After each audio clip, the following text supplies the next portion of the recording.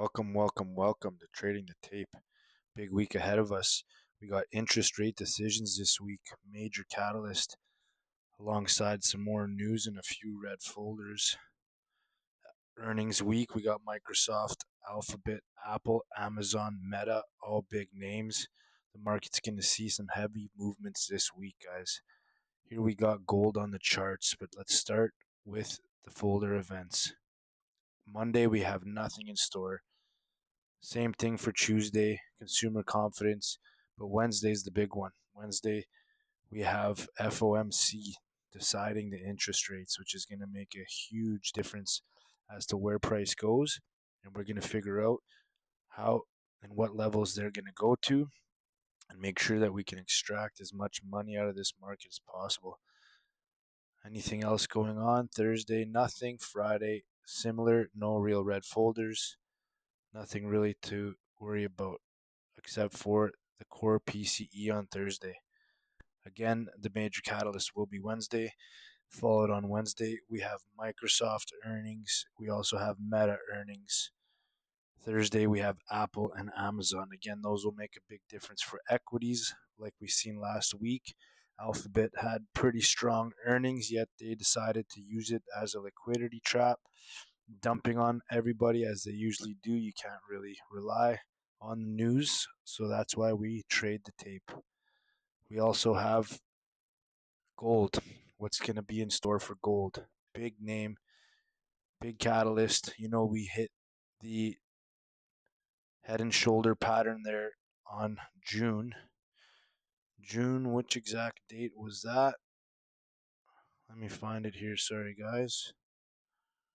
It was June 17th we actually hit the head and shoulder pattern. Waiting. Most analysts feel that there will be a larger breakdown from this point, but we always know that these patterns don't always pull through. It's a percentage of the time. So let's start by looking at the quick heat map on open interest. What we have here on open interest is heavily leaning towards calls at the 4100 level. Although it's pretty even down the board, it seems that the 60-day overlook seems to be leaning towards puts, but calls seems to be the major winner in this section here. Pretty even. Not trying to give you a quick read on what's going to happen next week. Seems to be about 40-60 in terms of calls. We'll see what kind of changes are made this Friday to assess whether people have moved their orders or whether they're still sitting on the same orders they made last week. So like you've seen, most people pulled their orders or probably collected on their options contracts here, on their 2-day contracts. Again, more people added calls for the five-day to expiry. The 4100 level still looking fairly even, although markets closed above 4100 the previous session, but broke down well below before the market closed there. So I'm not sure what happened to these options here. They don't seem to have done too well. But how I read this map is very important. I don't follow the trend. If you see a huge order leaning in the call, you know that market makers are going to hold the price below that and ensure that these call options expire worthless. And that's exactly what they did. These are for Monday. I guess my estimation is that the markets are going to open up in the same area. No big move Monday since the major catalyst is coming for Wednesday. And since most options are leaning in the call direction, we can expect a slighter, maybe a little bit more of a pullback, but I don't see it going below the 4,030 mark since there's a lot of puts sitting at the 4,000 level, and they don't want those options to end up in the money. So I try to do the opposite of what these charts say in the more meantime, like heat maps. That's how I use them. That's how they should be used. Look at that heavy put for 4,000. That's why they're going to stay away from that number. So my guess is they're going to squeeze it between 4,000 and 450. If everything goes smoothly, they might pump it back up towards the 4,080 level like they hit the highs on Friday. Now let's lean to the chart again. We got the daily chart As you can see, I mentioned the head and shoulders pattern was made right here, June 17th, 16th, similar highs, and then the breakdown took place, which hit this major resistance that we can see, just chilling right there. This is the big number. If it breaks below this number, you know we're going to be flushing right down to 3,500 area. A little bit scary for any long-term holders, but I can assume that they're not going to make it that easy for these analysts who seem to try to trap retailers into following their directions, assuming most people are going to follow blindly without doing their own due diligence. What else do we have for the week? We have some news, slight de-escalation on the war, although strikes on the oil tankers kind of continued. Iran confirmed that they halted retaliatory strikes due to U.S. pause on airstrikes. So this could give us a slight boost Monday as long as that news doesn't change by the open. I'm doing this at 8:38 European time Sunday evening, which is about noon Sunday for the Americans in the western side of the world. My guess is Trump's going to leave his headline at that for now, let the markets open, try to catch some liquidity as they always do, and pretty much dump on wherever the contracts lean for the Monday morning. What we seen here on Friday was a doji candle. What looks like a neutral day ended up going back to 4,085 high, back down to 450. The low wasn't really made. That was happening not during the market hours, so it's pretty much most people were not affected by that price dump. And we'll go to our 4-hour chart. We see the bands turn green finally after a long red trend. I'm using the colored bands here. It's one of my favorites for understanding where the trend's going to be going. Again, we have this major resistance box. We don't want it to break below. So my estimate for the Monday morning is we're going to be staying within the 4,022 to 4,080 levels. I'd expect a small retrace a little bit lower for the open unless we do gap up because of the neutral war de-escalation that we've been hearing. I'll put on the 200 and the 50 MA so we understand that there's a resistance right above the 50 MA on the 4-hour chart sitting at 41.12. That could be a good resistance for any gap up or spike up during the opening session Chinese hours, but we all know that China has halted paper trading on gold, which has kind of reduced the volume in the markets for these periods, making it a little bit tougher.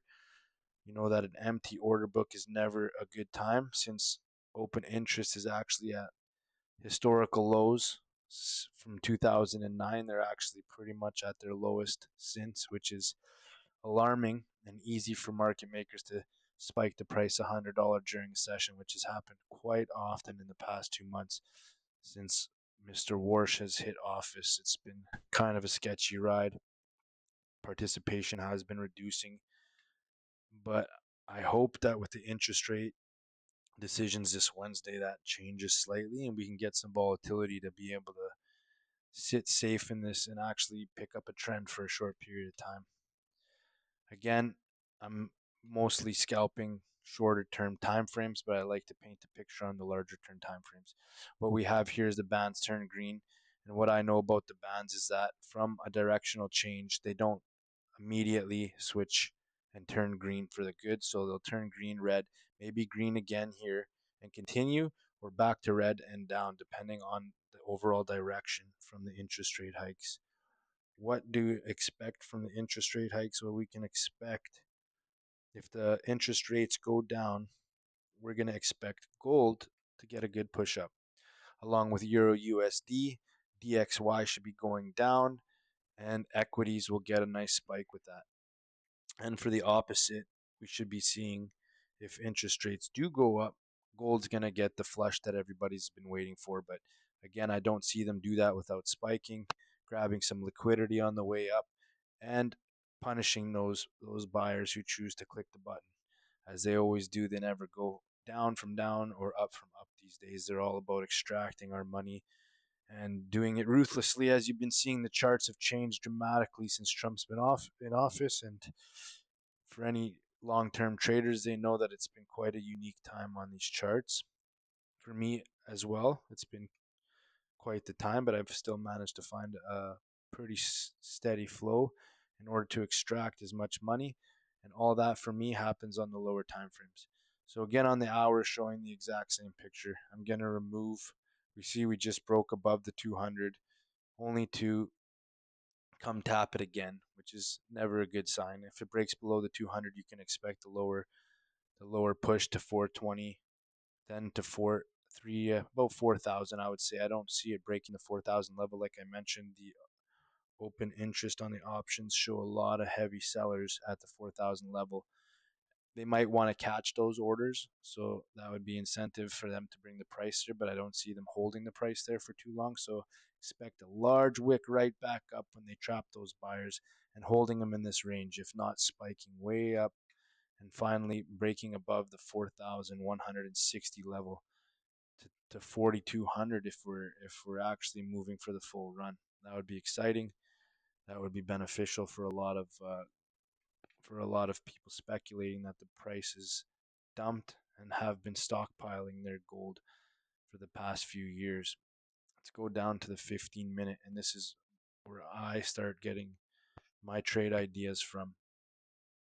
Like I mentioned, I expect the day, because of the war news, technically to open above. That would be the initial direction for the beginning of the markets. And when I say the beginning of the markets, I don't mean the US markets. Usually they've been reducing the volume right before the US Open. I don't know why they choose to run that. You'll see volume till about 11 a.m. maximum, and then throughout the day you see the volume just die off. There's only a few candles of volume every day, followed by a capitulation to the right side, which is showing complete weakness, traps, and low participation in the markets. So again, a move above 4,057 will bring us to the first resistance of 4,060, 50 MA at 4,073, and the high of Friday of 4,085 area. I like to take 1 to 2 candle trades, scalp quick and scalp easy. I do that about 15 to 20 times on a good day, depending on the volume.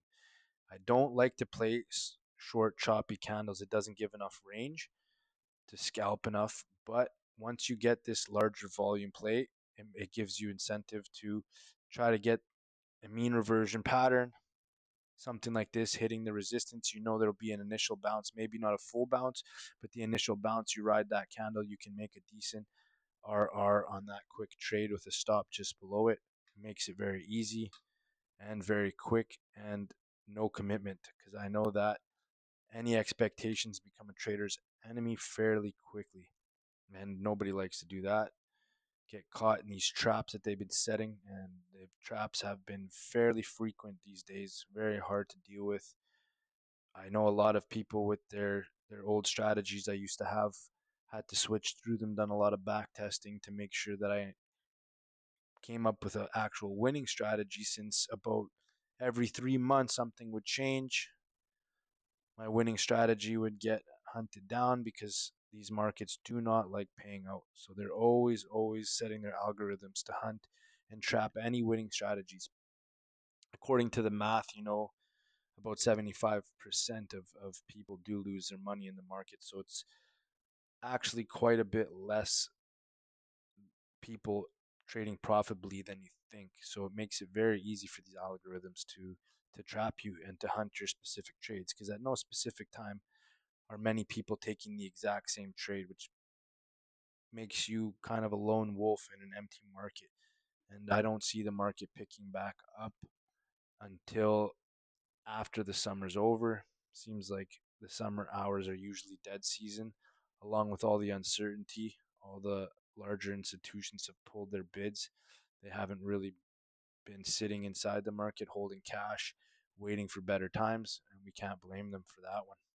So again, above these areas, watch the resistances. It hasn't been holding too much into these lower resistances and lower moving averages. So I have been playing the bands.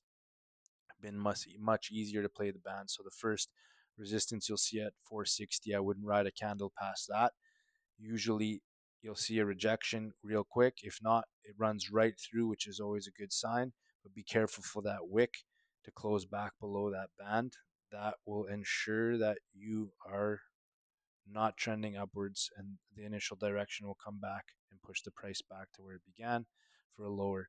So for the downside, anything below 4,050, first target would be 4,045. Quick entry exit. You could see some reaction around this point, no continuation right through.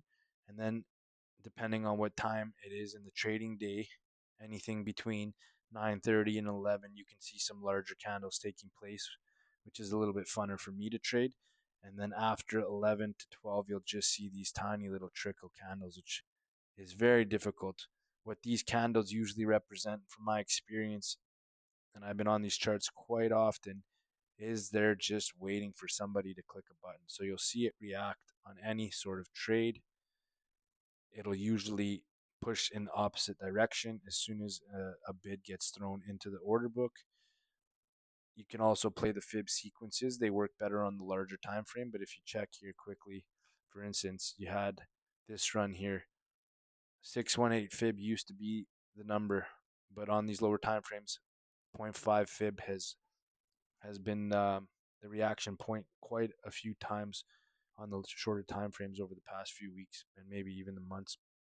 But it's good for you to always back test and check those yourself. If you have any questions on back testing, feel free to leave your questions in the comments below. I'll be sure to answer for anybody who has some. We can cover any in-depth trading strategies if that's what you need more. And I'll make some shorts or some clips to ensure that anything missing will be given to you to make sure that you can extract as much money from these guys as possible. Because for me, it's all about beating this matrix. You know how bad they are these days with the lies and the manipulations. We're just trying to stay alive throughout these times and beat them at their own game, because they don't seem to care too much on following their own rules. They create rules as they go. They'll change laws if they need, or they'll just break them and have nobody to be accountable to, which is quite the times we're in these days. 5-minute charts, same idea. You can probably check the bands to see if there's a reversal taking place anytime earlier. Kind of gives you an idea if the trend's going to trade before the 15 if you don't want to wait for this. So as you see, the 5-minute chart, the bands squeeze together. This looks like a little consolidation on the 5, which means that the move is probably a little bit exhausted on the 15, and you see the VWAP running right through it. VWAP's always a good resistance band. As you see it rejected, the VWAP usually acts as a good barrier, and if it doesn't, it's because it's in a volatile hour. But go back on the chart.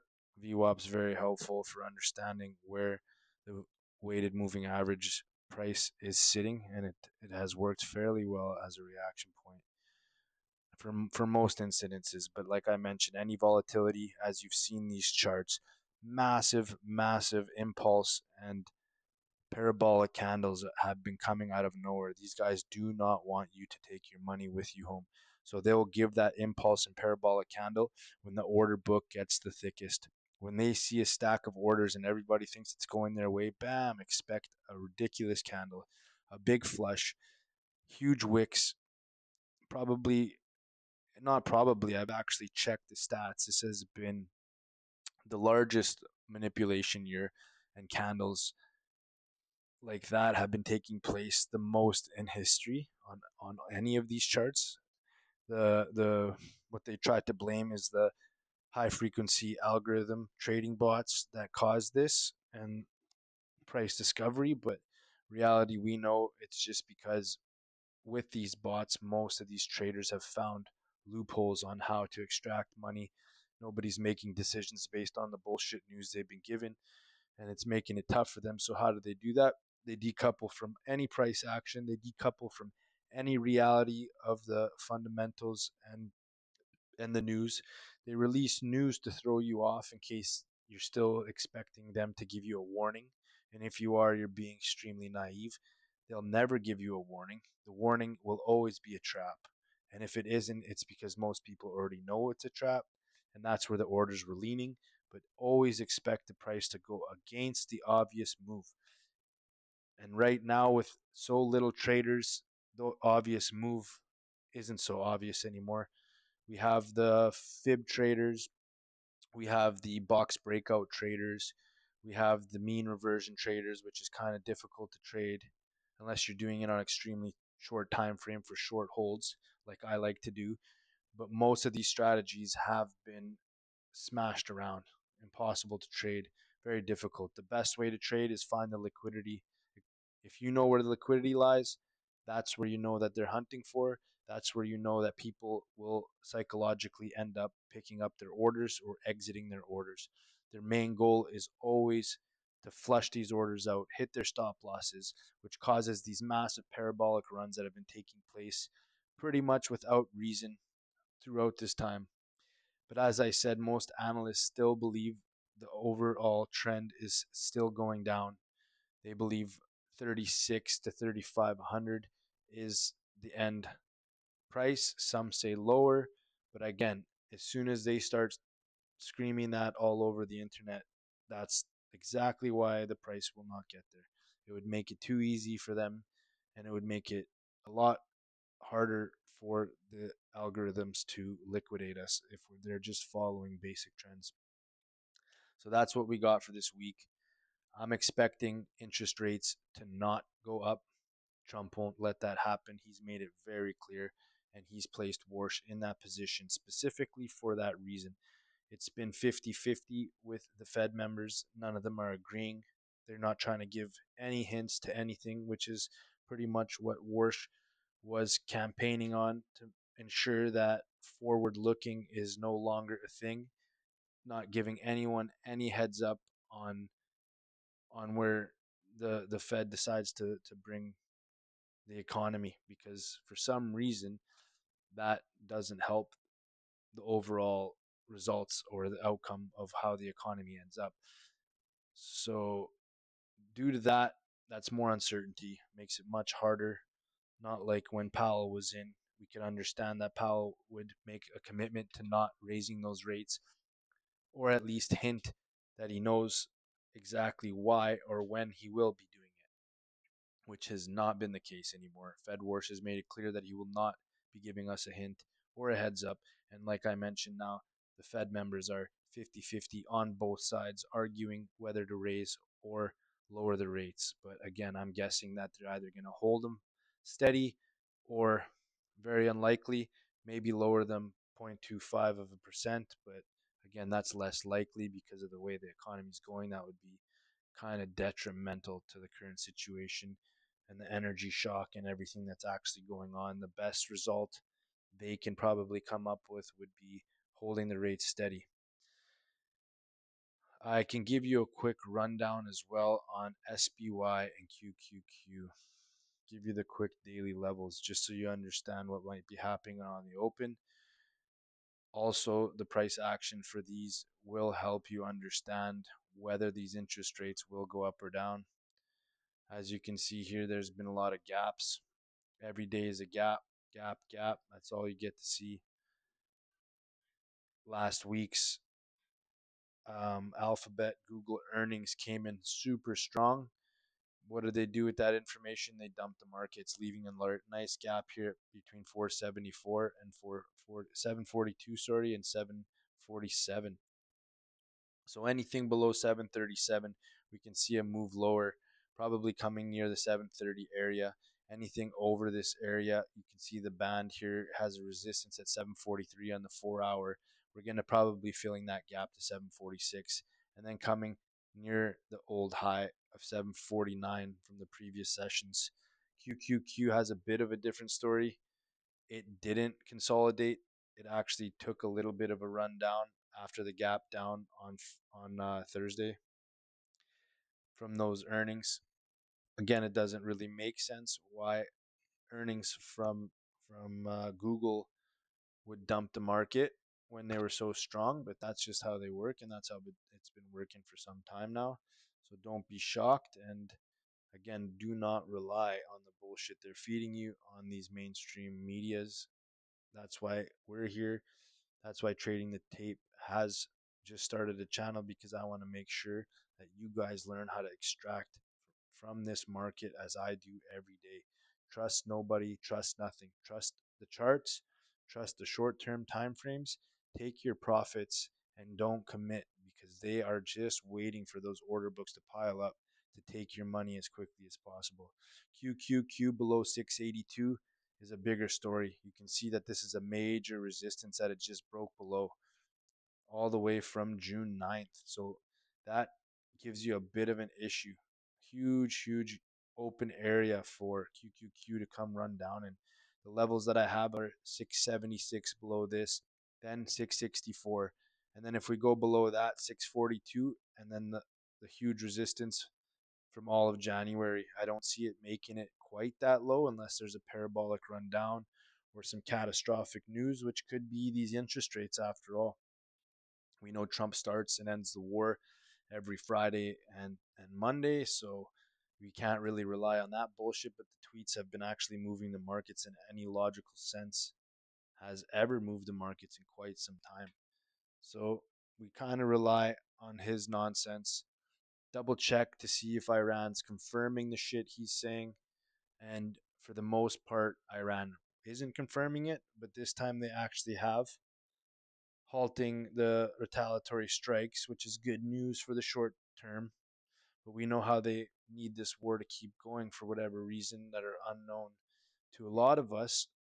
Keeping the war going seems to be in their best interest for everybody, either making money or causing the chaos necessary to keep our minds off growth, keep our minds in peaceful high frequency states. So that's my guess, is that the war is not cooling off, that Trump is not here to accept any peace deals. As you've seen, he's agreed to not agree about 6 to 7 times now, leaving the markets and the certainty of our economy in quite the shamble.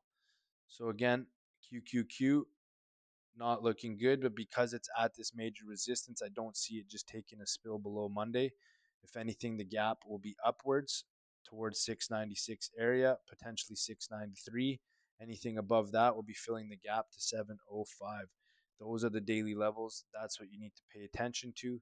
I don't like to scalp indices these days, although that used to be my bread and butter on the options contracts.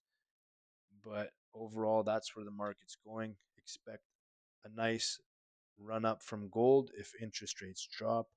That would be beautiful. To the 4200 area, above that 4350, back to the top of the shoulder, and anything above that we could actually be in a safe zone to start running back up towards the 46 or 4700 area. Any other questions, like I mentioned, just leave them down in the comments. I'll be sure to answer any assets you want me to maybe add in for the next week's weekly analysis. I can just throw them in there just to help a few of the listeners out. I don't mind, although gold is the main catalyst for my trading and what I want to stick to. I'm always here to help you guys extract, give you my ideas, show you what I feel price action might do, and make sure that we win and do not let these fuckers take our money. With that, have a good trading week. Everybody, enjoy it. Do not let this ruin your mood. It's just a little bit of money. Risk down. Always use risk management. Set your stops tight and don't let them trap you. Enjoy your weekend, boys.